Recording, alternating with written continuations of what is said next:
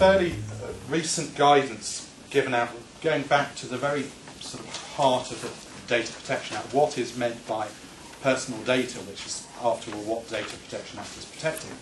And there's very detailed guidance, quite readable guidance if you get hold of this document from the ICO.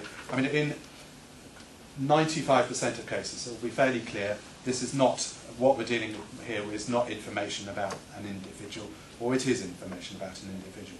But there is that 5% somewhere in the middle. And there's a checklist here which I've summarised, which you ought to be going through. And the sorts of cases where this arises, and I'll look at a couple of those in a moment, is where you receive a request under the Freedom of Information Act saying, you know, you had a meeting with Kent County Council on the 3rd of March. I want to know the names of every single employee of this council who was present at that particular meeting. You think, well, am I supposed to disclose that data? Isn't that personal data, the fact of, you know, the name of this individual and the fact that they're employed by the council? So is those sort of light bulb questions where you need to start analysing, is what we're dealing with here actually personal data? And a lot of this is built on a case called Durant, which was in the Court of Appeal a few years ago. So talking about data, obviously about the individual, linked to the individual.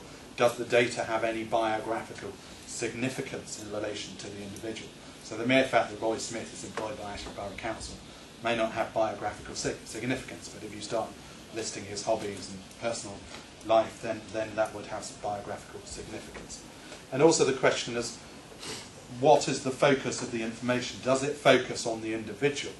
Is this information about Mr. Smith, or is the information about the planning committee of this particular council? Does or could the data impact on an individual in any capacity? So if you're getting mostly yeses to all of those questions, you're likely to be in the category, this is personal data that you're dealing with. Since that guidance came out, and it's largely reinforced it, a couple of cases at information tribunal level.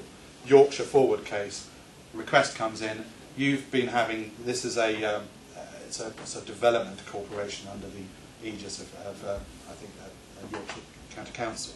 You've been having these lovely corporate hospitality events. We want the names of everybody who's been attending those events, please. And so the question was, well, do the names and the fact that they were employees of this organisation, is that something we have to disclose? And what was held by the tribunal, that the information was not significantly biographical. The persons attending were not the focus of the information which was being held. They were allowed to sort of separate out, so you didn't know that this person came from that organisation or that person came from that organisation. But the bottom line is they had to give out the names of those persons.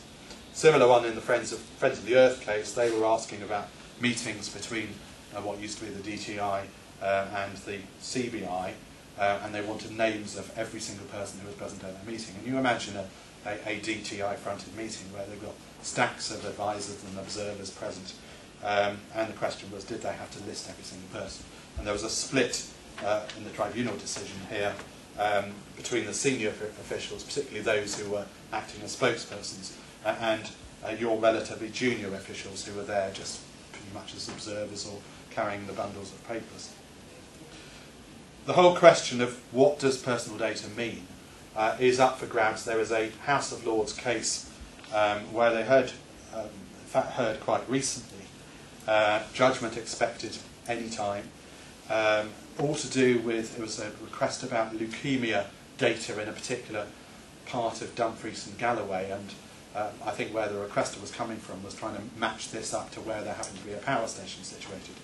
And the Common Services Agency, their line is to say, look, if we give out this data and we say there have been 3 cases of leukemia in this street and 4 cases in that street, you're into the territory that you can actually match that up to the individual children who've got leukemia. So that's the battleground. It's all before the House of Lords, which is going to be reviewing the Durant case in the course of that. So watch this space in terms of what is meant by personal data. There's been, I was reading an article, there's been some suggestion that within answering those questions you might even start asking, well, what is the purpose behind the FOI request? And we're all used to, if we're dealing with the FOI, you don't bother to even ask yourself, why is the person making the request? You've received the request, you have to deal with it. The motive, the intention of the requester is not material.